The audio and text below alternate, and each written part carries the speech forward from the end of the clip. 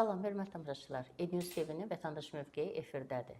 Bugün mövzumuz iqtisadiyyat olacaq. Qonağımız iqtisadçı Orxan Məmmədzadədir. Salam, Orxan müəllim, xoş gəlmisiniz. Xoş gördük Gülşən xanım. Təşəkkür edirəm dəvət üçün. Minnətdaram. Orxan müəllim, deyirlər iqtisadiyyat güclü olan dövlət hər şeyə qadirdir. Bizim son illər zəfər çalmış bir ölkəyik, qələbə qazanmış bir dövlətik. Bir neçə gündən sonra zəfərimizin 5 yaşı tamam olur. Azərbaycan iqtisadiyyatı öz işini görür və öz həllində Qarabağ torpaqlarında müəyyən işlər görülür, struktur işlər aparılır. İstəyərdim ki, bir iqtisadçı kimi öz mövqeyinizi bildirəsiniz. Azərbaycanın bugünkü iqtisadiyyatı hansı durumdadır? İstənilən mövqe bildirmək üçün həmişə eyni üslubdan istifadə etmişik. Daha əvvəlki olan gedişatla müqayisə. Əgər biz son illər ərzində Azərbaycan iqtisadiyyatını əvvəlki illərlə müqayisə etmiş olsaq, o zaman biz daxili olan prosesləri mütləq şəkildə nəzərə almalıyıq. Yəni, özünüz də vurğuladınız ki, biz zəfər çalmış bir ölkəyik və təbii olaraq işğaldan azad olunmuş ərazilərdə infrastruktur üzrə aparılan işlər, ondan sonra yeni layihələr, investisiya yönümlü iqtisadi gedişatlar, bunlar hamısı bizim iqtisadi gedişatımıza və bugünkü gün dünyada olan iqtisadi mövqeyimizə təsir göstərir. Əgər biz Azərbaycanın ümumi olaraq iqtisadiyyatının inkişafı barəsində danışmış olsaq, bir neçə amili mütləq şəkildə nəzərdən keçirməliyik. Bilirsiniz ki, mən uzun müddətdir gənclərlə işləyirəm, təlim işi ilə məşğulam. Yetəri qədər peşəkar kadrların yetişdirməsi ilə öz töhfəmi ölkəmizə verirəm.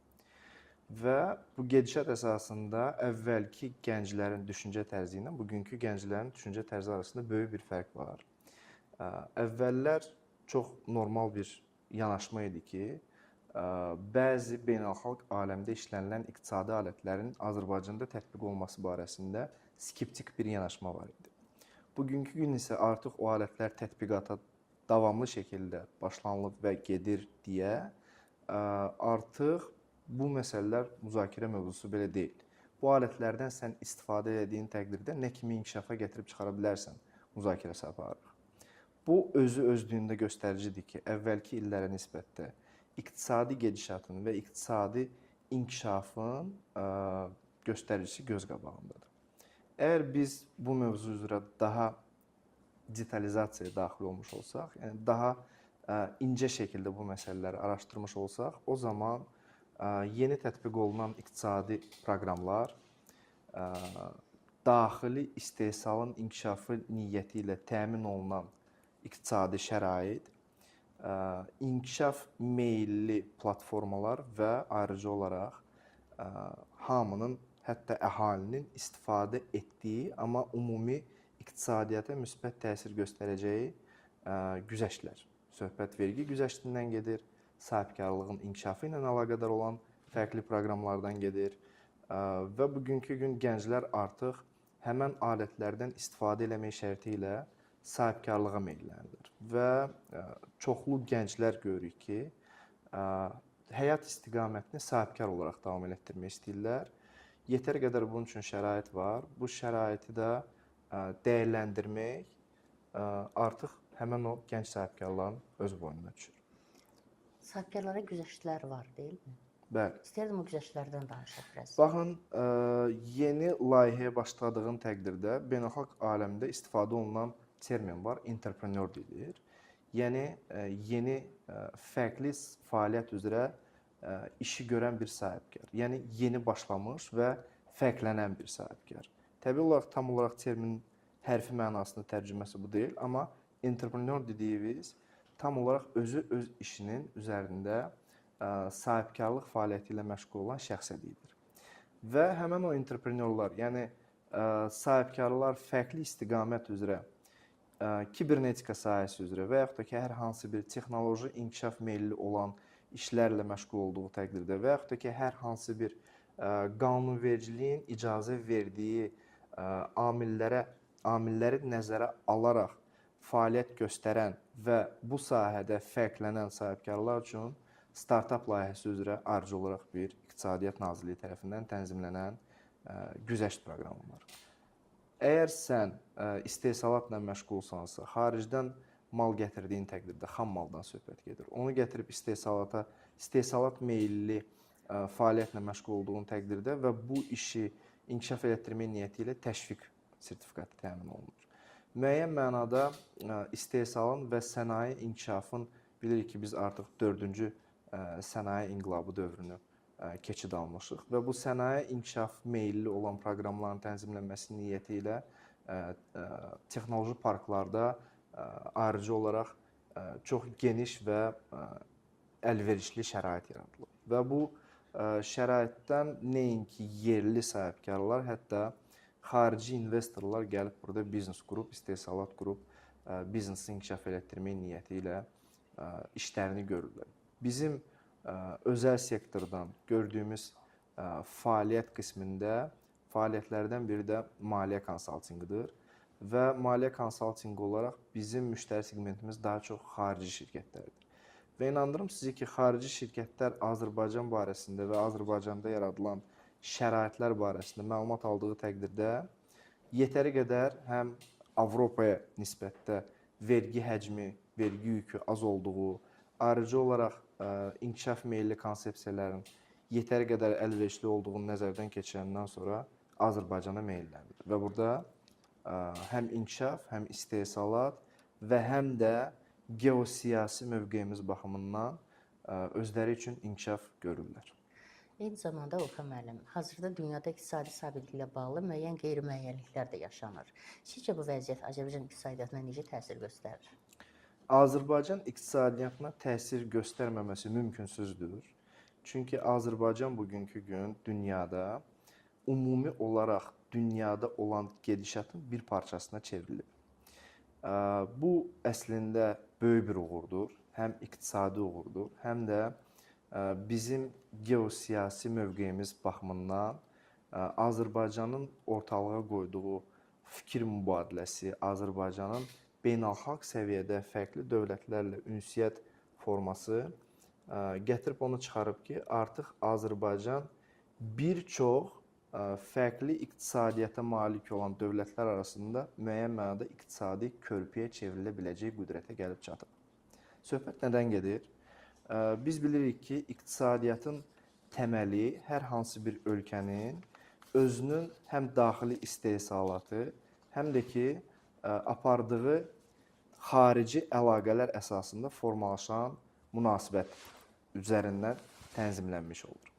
Baxın, bunu çox sadə nümunə üzərindən keçirmiş olsaq, nümunə olaraq biz bunu nəzərdən keçirmiş olsaq, görəcəyik ki, nümunə əsasında biz deməli, iqtisadi tənzimləmələr mexanizminin nə qədər güclü olduğundan dövlətin bir o qədər güclü olduğunun göstəricisine çevrilmiş olur.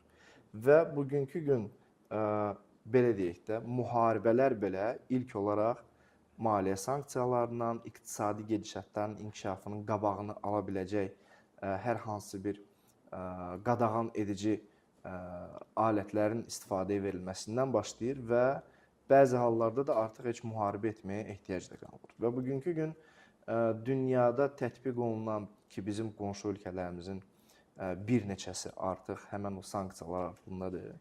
Tətbiq olunan adətlərdən Azərbaycanın yan keçməsi və hətta bu gedişatda Azərbaycana qarşı tətbiq olunan müəyyən sanksiyaların ləğvi bizim iqtisadiyyatımızın və geosiyasi mövqeyimizin düzgün sərmayəş olmasının nümunəsidir. Hansı ölkə güclü iqtisadiyyata mənsubdur? Yəni, hansı ölkənin iqtisadiyyatı güclüdür? Bunu bir araşdırmaq lazımdır. Biz bugünkü gün dünyada öndə gedən ölkələrin iqtisadiyyatı ən güclü olan ölkəni istehsalı çox olan ölkə olaraq nəzərdən keçirməliyik. Misal, Çin. Bu heç kim üçün sir deyil ki, Çinin iqtisadi gücü və iqtisadi güc əsasında başqa ölkələrə təsir qüvvəsi o birisi ölkələrə nisbətdə daha təsirlidir. Əgər misal başqa qərbi yanaşma üzərindən keçmiş olsaq, sanksiyaların tətbiqatı və yaxud da ki, hər hansı bir beynəlxalq köçürmələr üzrə məhdudiyyətlərin tətbiq olunması başqa ölkələrə iqtisadi olaraq hansısa əlaqələrin və yaxud da ki, hansısa inkişaf meyilli konsepsiyaların qarşısını almaq niyyəti ilə tətbiq olunan gücdürsə, Çinin bugünkü gün iqtisadi gücü istehsal gücü olaraq nəzərdən keçirilir. Çünki hansı istehsalçı, dünyada öndə gələn bütün markaların istehsalçı zavodları özlüyündə bugünkü gün Çində yerləşir və bu artıq müəyyən mənada təsir qüvvəsinə çevrilir. Və son pandemiya dövründən sonra biz müşahidə elədik ki, öndə gedən bütün markalar, əksər olan markalar artıq Çində zavodları yox idisə köçürdülər Çinə.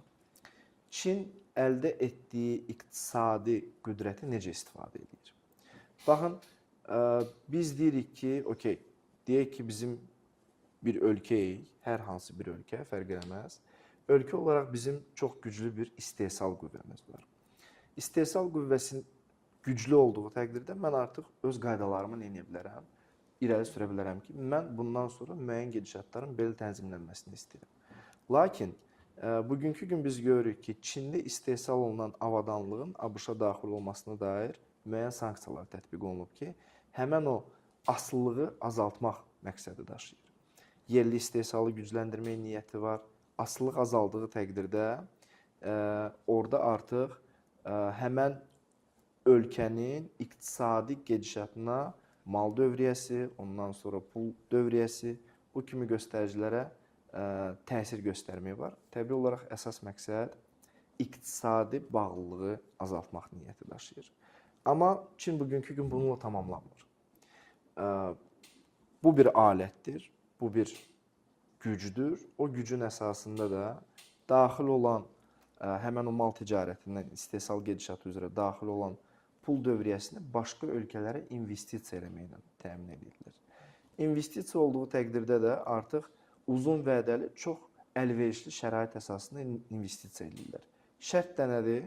Şərt ondan ibarətdir ki, sadəcə olaraq işi icra edən şirkət Çinli olmalıdır. İşçilər də özləri təmin edirlər, xammal da verirlər.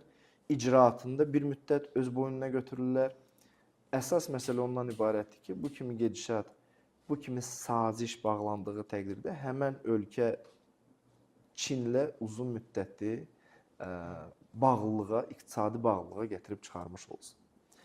Bu, əslində əlində olan iqtisadi alətlərin düzgün istiqamətlənməsinin sadəcə olaraq bir nümunəsidir ki, bizim də əslində ölkə olaraq əlimizdəki olan adətləri düzgün dəyərləndirmək vasitəsilə düzgün tətbiqat və inkişaf proqramı yazılmaqdadır və biz ölkə olaraq uğurluyuq. Mən bunu əminliklə deyirəm və mən bunu bir iqtisadi ekspert olaraq və ayrıcı olaraq belə deyək də xaricdə çoxlu səfərlərdə olaraq, oradakı insanlarla çoxlu ünsiyyətdə olaraq, onların Azərbaycan barəsində əvvəlki mövqeyi və bugünkü gün fikrini alaraq və Azərbaycana artan daxildə olan bir sahibkar, daxildə olan özəl sektorda öz fəaliyyəti ilə məşğul olan sahibkar olaraq Azərbaycana artan maraq əsasında bu fikri, necə deyirlər,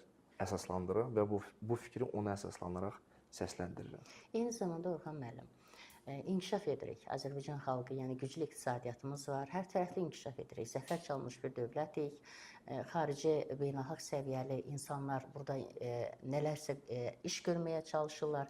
İstərdim, məsəl üçün, açılacaq olan azad iqtisadi zona aktivləşsə, Zəngəzur dəhlizi ilə işə düşsə, gələcəkdə Azərbaycan manatının dəyəri necə dəyişə bilərmi? Çox real bir alətdir əslində, çox real bir alətdir. Baxın,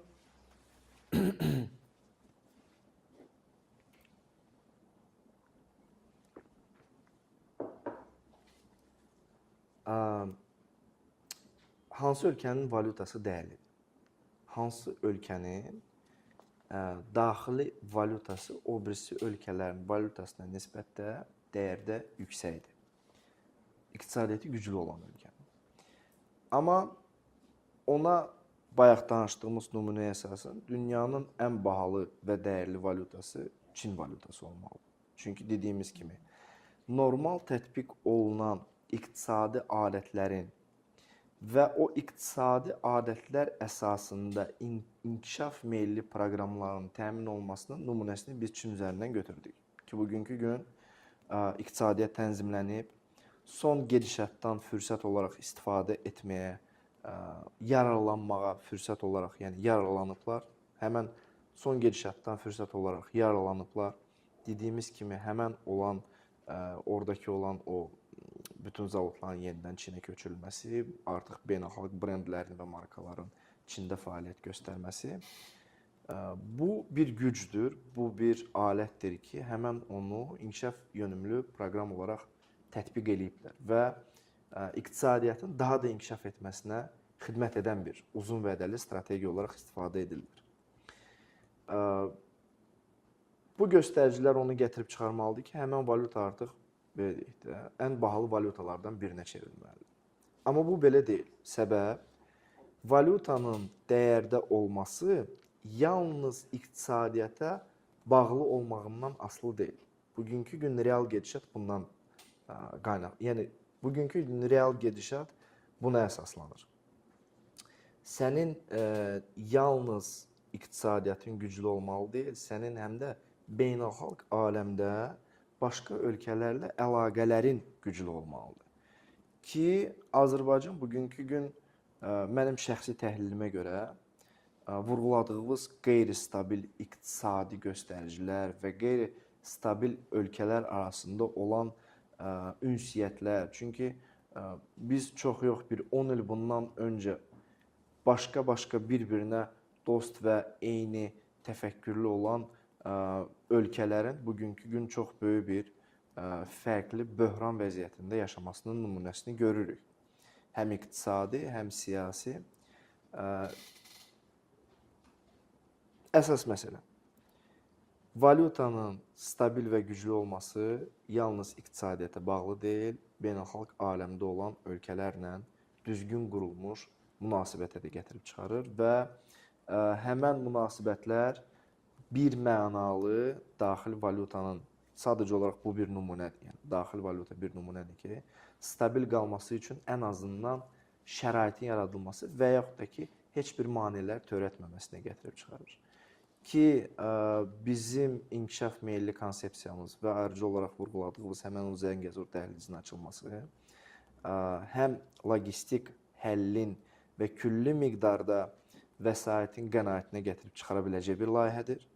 Həm o layihə üzərindən artıq strateji və geosiyasi proseslərin tənzimlənməsi məsələsi var və təbii olaraq bu prosesdə maraqlı olan dövlətlər həmən o dəhlizdən istifadə eləmək vasitəsilə Azərbaycanla dostluq və dostluğun möhkəmlənməsinə gətirib çıxaracaq.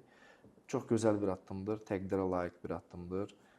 Bunu həqiqətən də dəyərləndirib və düzgün istifadə etmək lazımdır ki, bir müddət keçəndən sonra inkişaf milli konsepsiyalar alət kimi istifadə olunduğu təqdirdə Azərbaycan valyutanın tənzimlənməsi həm artan proqressiya üzrə inkişaf, iqtisadiyyatın inkişafı, həm də ki, bugünkü gün mövqe olaraq beynəlxalq aləmdə tanınmağımız və açar həll olan məsələlərin tənzimlənməsi kimi bizim dəstəyimizə çox gələn bir alət olaraq istifadə olunacaq. Vurğuladığımız kimi, valyutanın möhkəmlənməsi o göstəricilərdən sadəcə olaraq biri olaraq nəzərdən keçirilir ki, daha çox fayda var bu işlərdə. Mən təşəkkür edirəm. Çox sağ olun, Orxan müəllim. Hörmətli tamaşaçılar, Ev-News TV-nin vətəndaş mövqeyinin qonağı beynəlxalq ekspert, iqtisadiyyat üzrə beynəlxalq ekspert Orxan Məmmədzadə idi.